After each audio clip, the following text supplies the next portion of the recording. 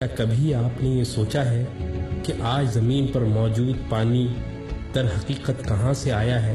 کیا یہ ہمیشہ سے زمین پر موجود تھا یا یہ کہیں اور سے نازل ہوا ہے؟ لیکن اصل حقیقت کیا ہے؟ آئیے ہم آپ کو دکھاتے ہیں۔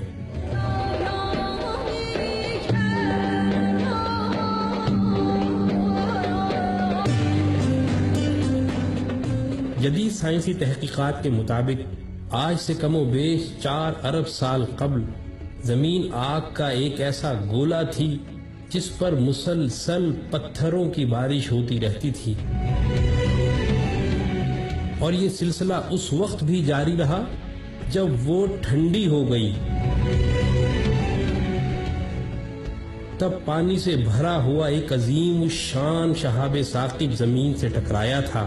اس کومٹ پر حیرت انگیز طور پر اتنا ہی پانی تھا جتنی زمین کو ضرورت تھی، اور پھر مزید حیرت کی بات یہ کہ زمین سے اتنی ہی قوت سے ٹکرایا کہ پانی خلا میں بکھرنے کے بجائے زمین پر ٹھہر گیا۔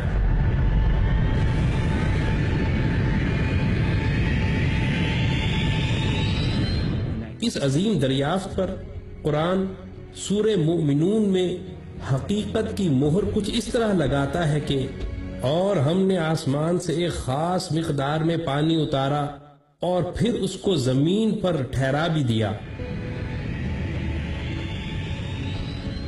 پھر ایک قدم آگے بڑھ کر سائنس اس کومٹ کی حیت پر کچھ اس طرح روشنی ڈالتی ہے کہ وہ ایسی چٹان تھی جس میں سے پانی کے فوارے پھوٹ رہے تھے، گویا نہریں نکل رہی ہوں، اور وہ ایک خاص نظام کے تحت زمین پر آ گرا۔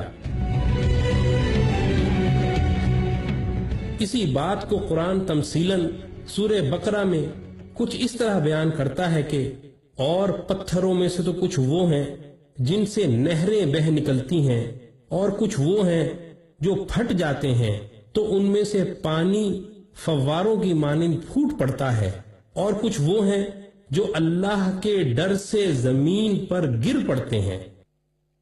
پھر سائنس ایک اور انکشاف یہ بھی کرتی ہے کہ اس کومٹ سے زمین پر منتقل ہونے والے پانی نے نہ صرف پوری زمین کو اپنی لپیٹ میں لے لیا تھا بلکہ زندگی کا آغاز بھی اسی پانی سے ہوا تھا۔ حیرت انگیز طور پہ قرآن تمثیلی انداز سے سورہ ہود میں اس حقیقت کو کچھ یوں بیان کرتا ہے کہ اور اس وقت اللہ کا عرش پانی پر تھا۔ مزید تفصیل سورہ انبیاء میں کچھ یوں ہے کہ اور ہم نے ہر جاندار کو پانی سے پیدا کیا ہے۔ اس کے بعد سائنس کسی ایسے دور کی طرف اشارہ کرتی ہے جس کو وہ برفیلا دور یعنی آئس ایج کہتی ہے، اور اس برف کی وجہ بھی کوئی برفیلا شہاب ثاقب ہی تھا۔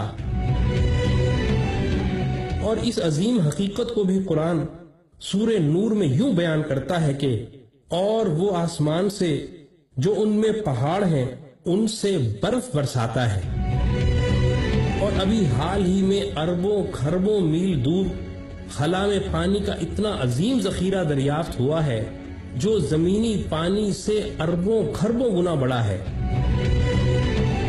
اور ساتھ ہی زمین کے 300 کلومیٹر نیچے بھی پانی کے عظیم ذخائر کے شواہد ملے ہیں۔ اور حیرت انگیز طور پر اس حوالے سے بھی قرآن سورہ طٰہٰ میں کچھ اس طرح اشارہ کرتا ہے، اور اسی کا ہے جو آسمانوں میں ہے اور جو زمین میں ہے اور جو ان دونوں کے درمیان ہے اور جو کچھ تحت الثری یعنی گیلی مٹی کے نیچے ہے۔ کوئی بتائے کہ وہ کون سی ٹیکنالوجی تھی اور وہ کون سی سائنس تھی جس کی بنا پر قرآن نے اس وقت انسانیت کو وہ حقائق بتا دیے جن کی تصدیق آج کی سائنس کرتی چلی جا رہی ہے۔ کسی کے پاس کوئی جواب نہیں سوائے اس کے کہ وہ کلمہ پڑھ کر اسلام میں داخل ہو جائے۔